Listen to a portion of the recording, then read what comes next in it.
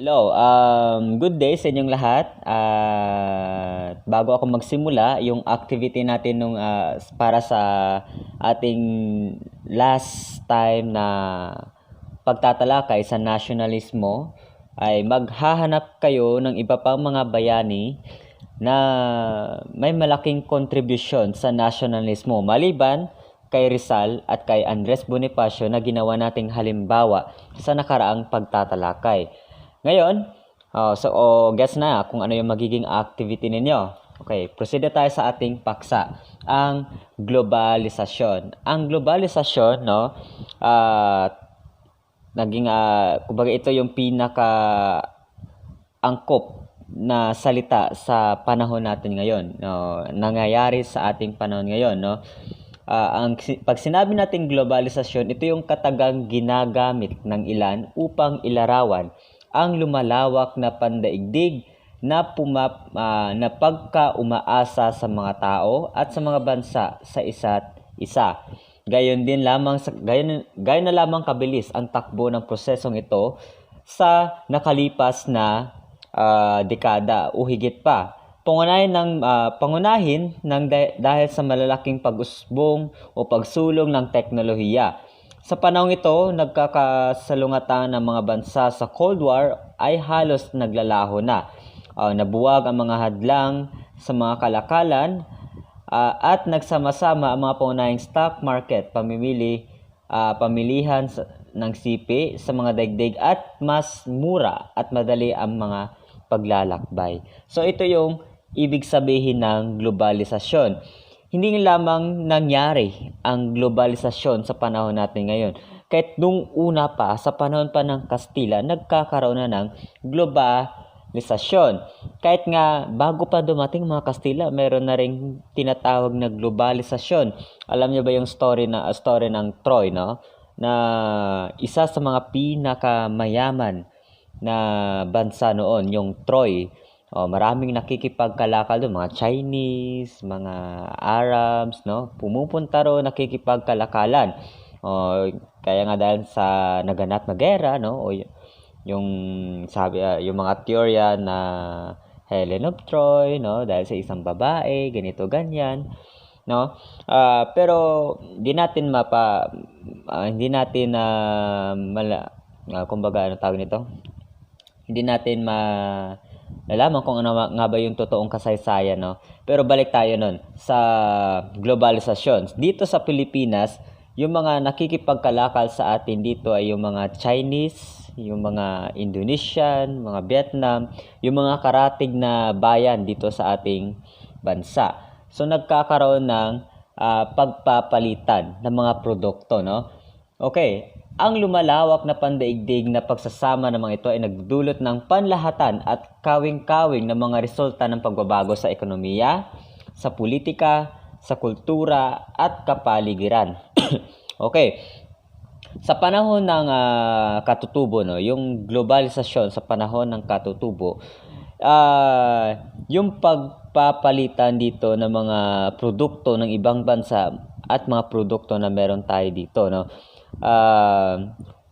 Kumbaga yung mga clothes, yung mga damit, no, ay nakukuha natin sa mga China o sa China, tapos yung ipinapalit natin yung mga hayop na meron tayo dito, yung mga minerals gaya ng ginto, no, ipinapalit natin doon, no.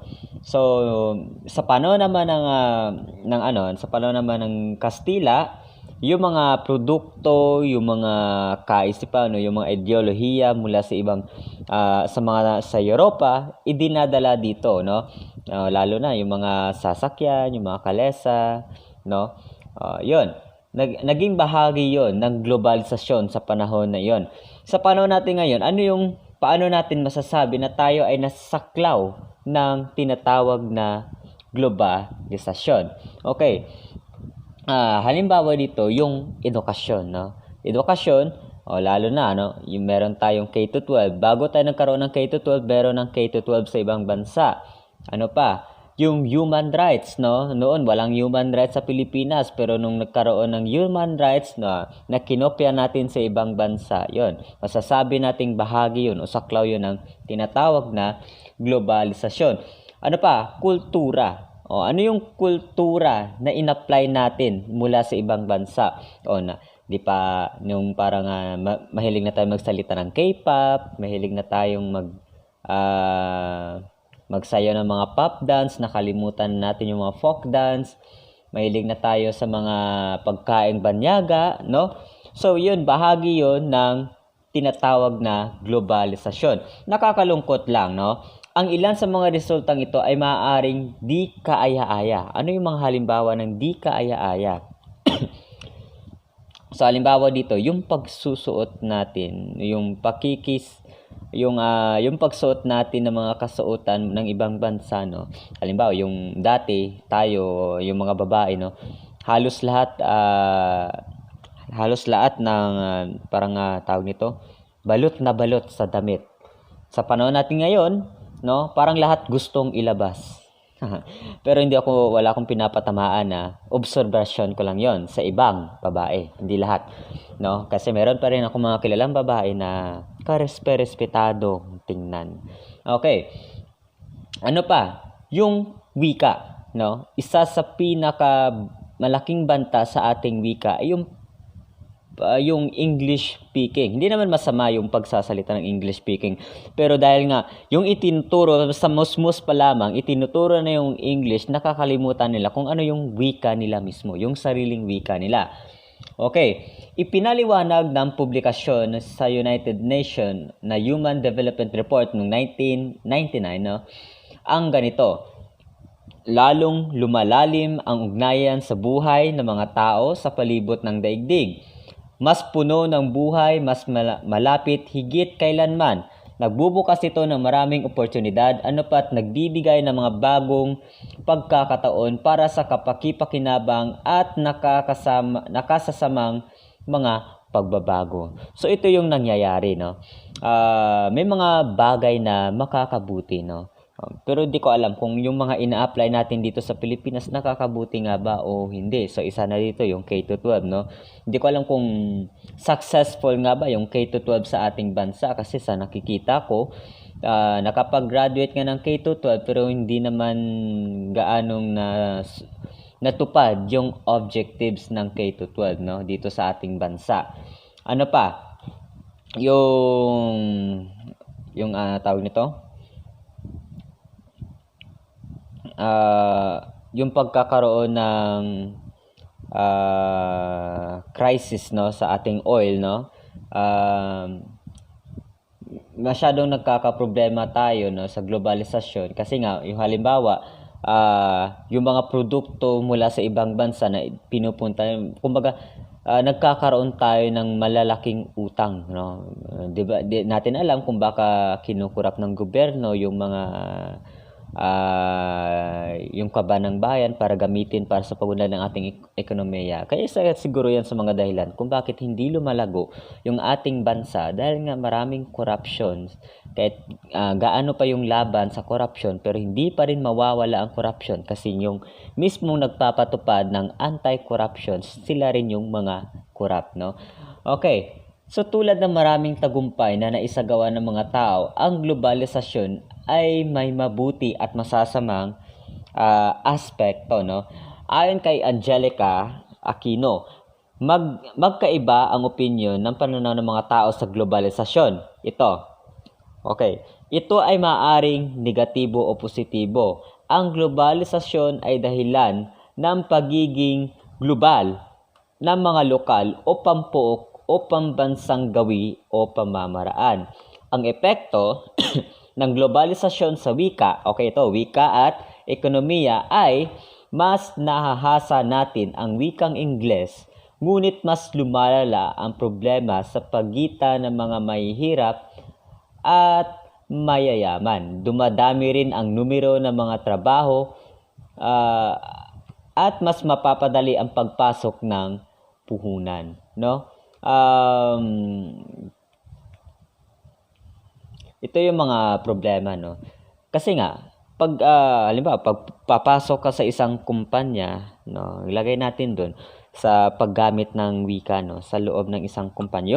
Yung kumpanya ay gumagamit sila ng English, no, ng English, ipapaano yung yung empleyado o yung nagtatrabaho doon ay hindi bihasa sa pagsasalita ng Ingles.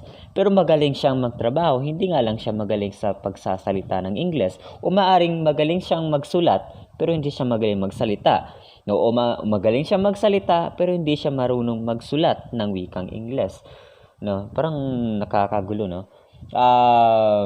So yun, dumadami rin ang numero ng mga trabaho. Kaya nga, no, dahil sa globalisasyon, dumadami ang trabaho, no? Pero ang problema, maraming ang trabaho na ino-offer, pero hindi lahat ng Pilipino o yung mga mamamayan ay makukuha itong opportunity. Kasi nga, una, hindi lahat nakapagtapos ng pag-aaral. Ano pa? Halimbawa, mayroong trabaho sa engineering pero kokonti lamang ang nag-graduate ng engineering. O ano pa, kung konti lamang yung mga doktor kasi iilan lamang ang kumukuha ng kursong pagdodoktor, no? So yun, isa rin yun sa mga nagiging problema. Sunod, ang epekto ng globalisasyon sa edukasyon ay malaking tulong sa asignatura at curriculum ng mga mag-aaral sa paral. Kaya isa sa halimbawa raw nito, yung K-12, no, na kinopya mula sa ibang mga bansa. Yung ibang bansa meron ng grade 13, 14, 16, no? Meron na silang grade na ganun. Dito sa ating bansa, hanggang grade 12 lang, no? Paano pa kapag nadadagan ng 2 taon sa ating school year? Siguro yung mga estudyante magwawala, no? Mga gusto nilang makagraduate, no? Basta yung nangangarap ka na makapagtapos o nagmamadali ka makapagtapos ng pag-aaral, pero huwag mong isipin na pag nakapagtapos ka na, magiging hawang buhay mo. Magiging mas malala pa ang buhay mo kapag hindi ko naman kayo tinatakot, no? Pero hindi doon nagtatapos ang yung kapayapaan mo kapag ikay nakapagtapos ng pag-aaral. Kumbaga, yun ay beginning lamang ng yung life. Pag nakapagtapos ka, doon na magsisimula yung totoong buhay, yung totoong tawag nito, yung totoong pamumuhay o yung kumbaga sa hiligay nun pa na tinatawag natin itong pagpangabuhi, no? So, sunod, ang epekto ng globalisasyon sa kaisipan at ideolohiya ay ang pagkawala ng nasyonalismo. Okay, pagkawala ng nasyonalismo at ang pagtangkilik ng mga gawa ng ibang bansa. So, ito ay isa rin sa nagiging issue, no? Yung nitong globalisasyon, yung kaisipan, yung pagiging nasyonalismo. Kumbaga dito pumapasok yung tinatawag na capitalism, no? Capitalism, yung nakasalig tayo sa mga produkto ng ibang bansa. So, halimbawa, K-pop, no? Kesa sa mga Filipino film, no? Hollywood, Bollywood, no? Yung mga film sa ibang bansa dito sa atin, no? Masyadong ganito. Kaya nga, nasolusyonan na hindi sila magpapalabas ng mga, o hindi nila isasabay yung mga pelikulang Hollywood kapag mayroong mga Filipino film na ipapalabas sa sinihan, no? Gaya ng mga Philippine Film Festival, walang Hollywood na o mga banyagang pelikula na ipinalabas o isinama sa mga pelikulang ganoon. Okay. Ano pa? Yung K-pop, no? Isa rin 'yan sa mga naging epekto, no, na yung pagkaunti-unting pagkawala o pagtangkilik ng ating sariling atin. Ano pa? Yung OPM, no? Ilan lamang ang kumakanta ng OPM, maliban na lang siguro yung mga mahilig sa mga rap or yung mga XB, no? Yung mga kanta ni Moira, no, yung sabi nila balang araw darating, charot lang. Okay, hindi ko na yung tatapusin. Okay. Sunod, ang mga epekto ng globalisasyon sa ugnayang panlipunan ay mas nahahasa ang ating kaalaman sa iba't ibang uri ng kultura at paniniwala. Okay, ito rin marami tayong natutunan, lalo na kung ano ba yung mga tips sa halimbawa, paano ba ano ba yung mga kultura sa ibang lugar na pwede na ina-apply natin dito, no? Halimbawa, ano ba yung mga dapat gawin sa paggawa ng bahay o sa pagbuo ng bahay, nakukuha natin yung mga technique na ganun. Paano ba pagtibay ng kalsada, no? Mas mabuti pag na-apply natin yung mga ganung kagawian sa ibang bansa, kung paano yung kanilang road ay hindi nag-expire ng 3 years, kundi mahigit pa sa 3 years nag-expire. Dito sa atin, 1 year pa lang ginigiba na. Kaya yung isip ng mga Pilipino kasi ang kitid kasi nga kinokorap yung pera. Yun, nahasa yung kaalaman, yung kultura, paniniwala. So halimbawa, kultura, ano yung mga magagandang kultura na ina-apply natin dito sa Pilipinas? Siguro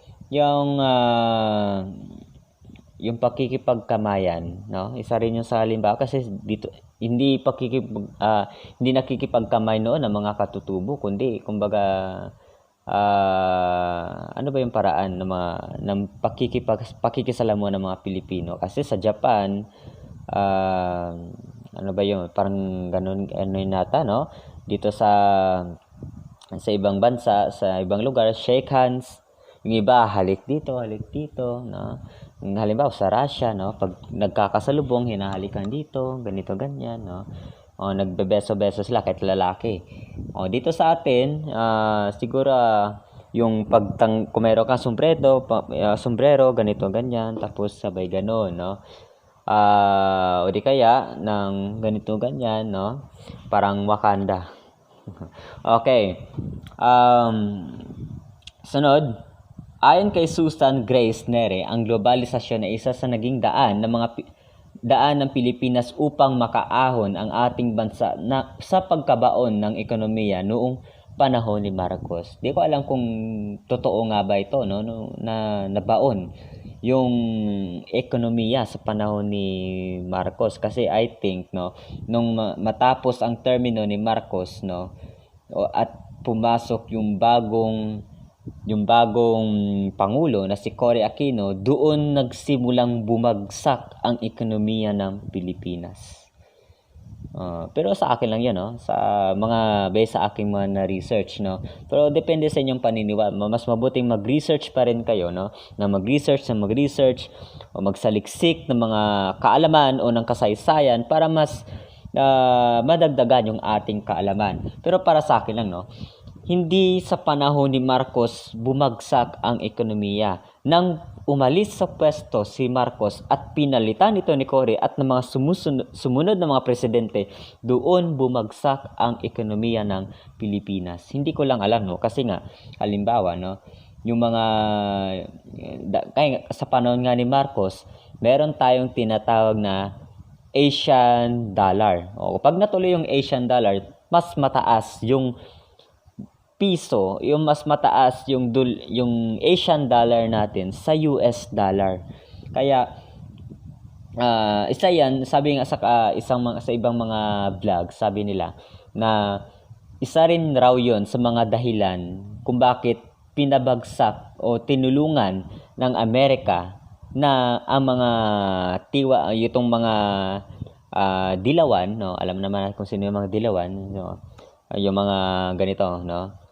No, sabi nila, tinulungan nila yung mga dilawan na pabagsakin si Pangulong Marcos sa kanyang administrasyon, kasi nga natatakot sila o nangangamba sila na matuloy yung Asian dollar at ang yung Pilipinas ay tatawagin bilang Maharlika, at sakop nito yung Guam, yung Hawaii o yung iba pang mga lugar na kabahagi ng Maharlikan Republic. Okay. Binigyan ng focus, no, ni Susan Grace, no, ang mga akda na may mga akda ng epekto ng globalisasyon sa sistemang industrial, at edukasyon. Sinasabi noong masakop tayo ng mga dayon kagaya ng mga Espanyol, Hapon at lalo na mga Amerikano ay ginamit pa rin natin ang wika nila, ang kanilang mga wika, at ito'y itinuro sa paaralan.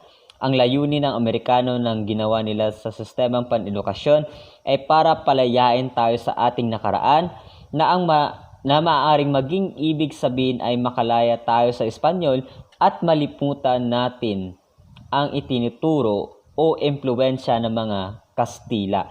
At sa isa maaaring maging ibig sabihin ay tuluyan nating malimutan ang mga panahong tayo ay malaya pang namumuno sa sarili nating bayan.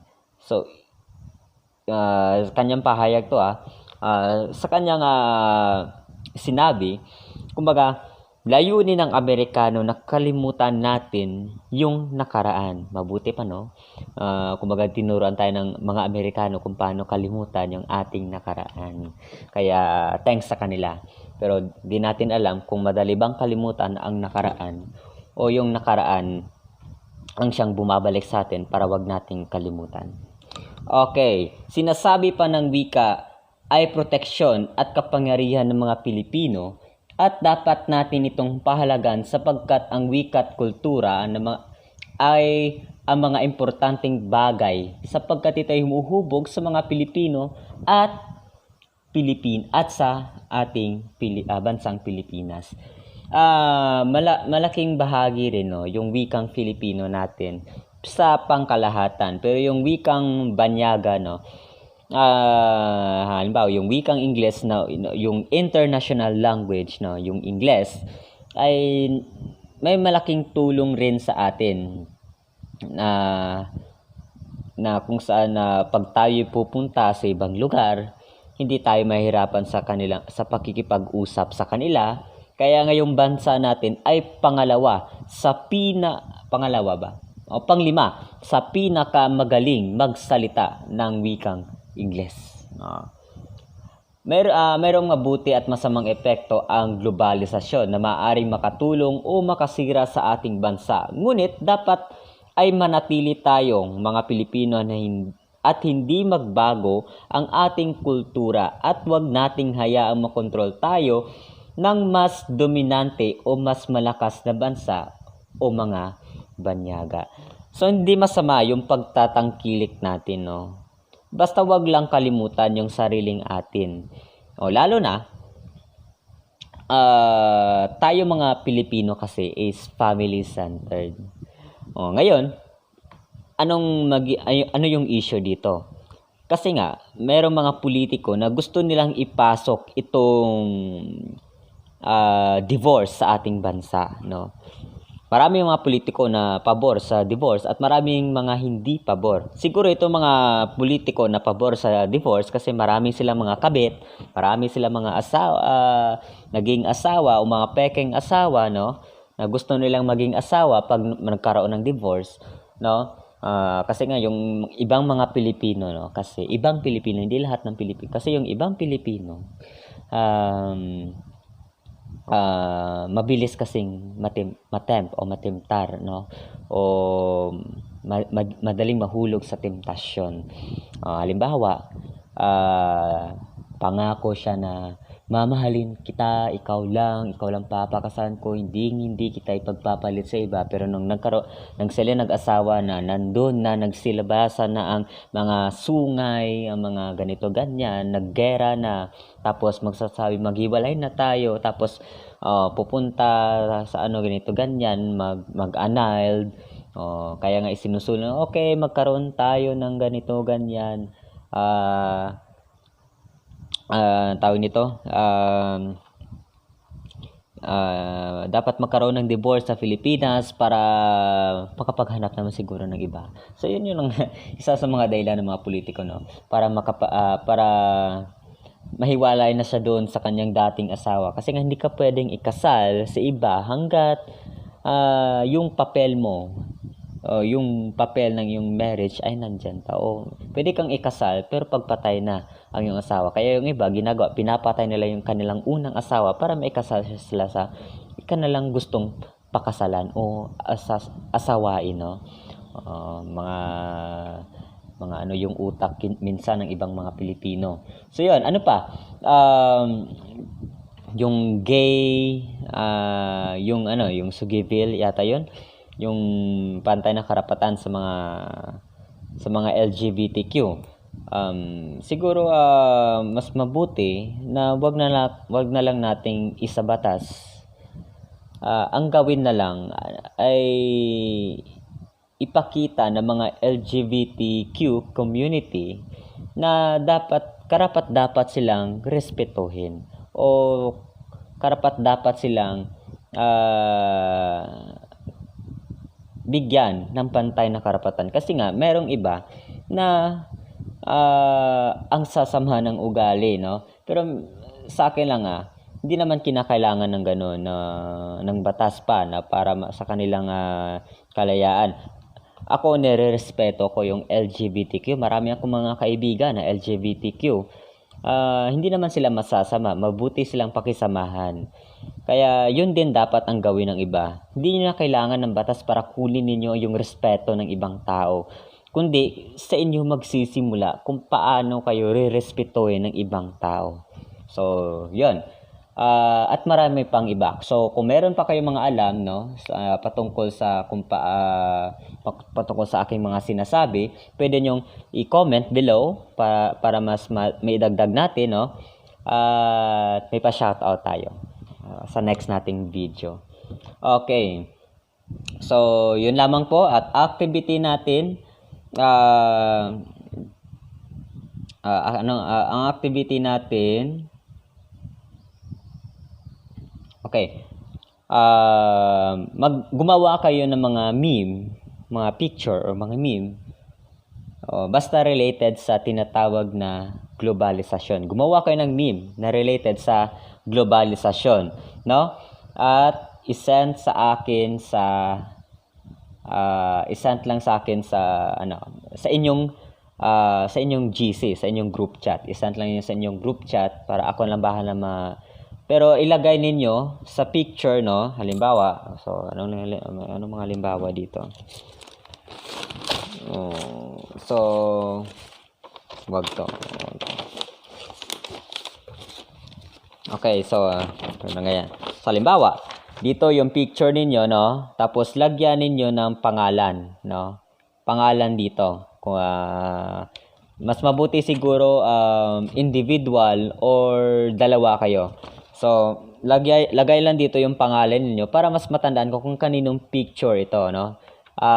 Tapos sa ilalim yung course. Okay? So, yun lang siguro. God bless sa inyong lahat.